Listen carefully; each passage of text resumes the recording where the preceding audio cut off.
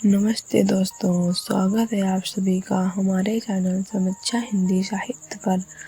आज हम बात करेंगे हिंदी साहित्य की एक बेहद मशहूर लेखिका मन्नू भंडारी के कहानी संग्रह यही सच है कि ये संग्रह 1997 में राधाकृष्ण प्रकाशन से छापा गया है और उसमें कुल 8 कहानियाँ हैं। इसी संग्रह की टाइटल कहानी पर यही सच है पर बनी एक सुपरहिट फिल्म रजनीगंधा है, जिसे आज भी हिंदी सिनेमा के क्लासिक में गिना जाता है। तो चलिए एक एक करके इन सभी 8 कहानियों को समझते हैं और उनका सार, उनका भाव और उनमें छुपा संदेश। अध्याय 1 क्षय। पहली कहानी क्षय ये है कि कुंती नाम की एक लड़की है जो घर की सबसे बड़ी बेटी है और अपने बीमार पिता व छोटे भाई बहनों की जिम्मेदारी अकेले उठा रही है। पिता को टीबी है और कुंती को अपनी भाई की पढ़ाई और घर तीनों को एक साथ संभालना पड़ता है। यह कहानी में सिर्फ बीमारी ही नहीं बल्कि एक ऐसी बेटी के मानसिक स्थिति की संघर्ष की है जिसे समाज ने बेटे जैसे जिम्मेदारी तो दे दी लेकिन सहारा किसी ने नहीं दिया। पारिवारिक दबाव और आत्म बलिदान की भावना इस कहानी की मूल संवेदना है। अध्याय 2 तीसरा आदमी।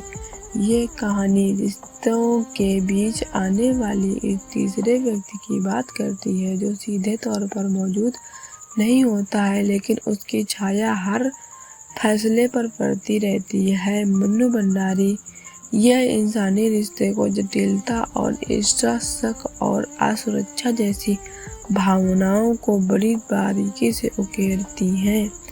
अध्याय 3 सजा। तीसरी कहानी है सजा। यह कहानी सामाजिक न्याय और नैतिकता के सवालों की उठती है। असली सजा किसे मिलती है और समाज कैसे कई बार गलत व्यक्ति को दंडित कर देता है जबकि असली दोषी बच जाता है। चौथा अध्याय है नकली हीरे। चौथी कहानी नकली हीरे जो 2 बहनों की कहानी है। इसमें लेखिका ये सवाल उठाती है कि जीवन में असली दौलत या कीमती चीज आखिर क्या है। भौतिक चीजें या रिश्ता ही सच्चाई के नाम पर जाहिर है। कहानी दिखावे और असलियत के फर्क को उजागर करती है। अध्याय 5 नशा। 5वीं कहानी नशा इंसानी कमजोरियों और आत्मद्रोह की कहानियाँ हैं। ये सिर्फ शराब या किसी पदार्थ के नशे की बात नहीं करती है बल्कि उन मानसिक अवस्थाओं की भी बात करती है जिन्हें इंसान खुद धोखा देता है। अध्याय 6 इनकम टैक्स और नींद। छठी कहानी इनकम टैक्स और नींद एक दिलचस्प शीर्षक वाली कहानी है जो मध्यवर्गीय जीवन की आर्थिक चिंताओं और उनमें से जुड़े मानसिक तनाव को व्यक्तिगत अंदाज में पेश करती है। रोजमर्रा की छोटी छोटी परेशानियां कैसे नींद तक छीन लेती हैं, यही इस कहानी का केंद्र है। अध्याय 7 रानी माँ का चबूतरा। 7वीं कहानी रानी माँ का चबूतरा जिसमें हम गुलामी नाम के एक किरदार से मिलते हैं। एक ऐसी स्त्री को बाहर से कठोर लगती है लेकिन भीतर से संवेदनाशील और ये कहानी सामाजिक ताने बाने और परंपराओं में जकड़ी स्त्री की स्थिति को दिखाती है। अध्याय 8 यही सच है।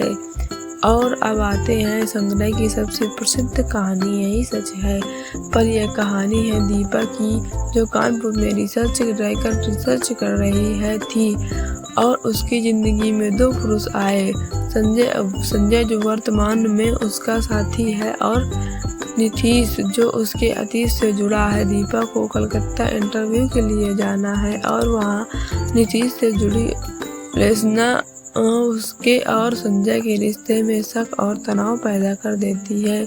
यह कहानी प्रेम त्रिकोण की एक बिल्कुल नई और आधुनिक व्याख्या पेश करती है जहाँ स्त्री का प्रेम पारंपरिक सोच से बंधा नहीं बल्कि उसकी अपनी समझ और अनुभव से तय होता है। इस कहानी पर 1974 में बनी फिल्म रजनीगंधा जिसे राष्ट्रीय पुरस्कार भी मिला। यह कहानी क्यों पढ़नी चाहिए? आप सोच रहे होंगे कि 1990 में लिखी गई ये कहानियाँ आज 2026 में कितनी अच्छी हैं। सच पूछिए तो बहुत ज़्यादा।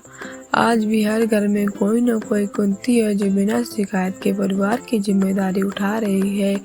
आज भी रिश्तों में तीसरे आदमी जैसे शक और असुरक्षा मौजूद है, और आज भी दीपा जैसी लड़कियां हैं जो प्यार को अपनी शर्तों पर जीवन चाहती हैं, समाज की शर्तों पर नहीं। यही वजह है कि मनु भंडारी की कहानियाँ पुरानी नहीं लगती हैं। तो दोस्तों, ये थी मनु भंडारी के संग्रह यही सच है कि सभी 8 कहानियाँ, 6 तीसरा इंसान, सजा, नकली हीरे, नशा, इनकम टैक्स और नींद, रानी माँ का चबूतरा और यही सच है। अगर आपको वीडियो पसंद आया हो तो लाइक ज़रूर करें, चैनल को सब्सक्राइब ज़रूर करें और कमेंट में बताएं इनमें से कौन सी कहानी सबसे ज़्यादा पसंद आई है। अगली वीडियो में किसी शानदार किताब के साथ मिलते हैं। तब तक के लिए नमस्कार, खुश रहिए और हमेशा मुस्कुराते रहिए।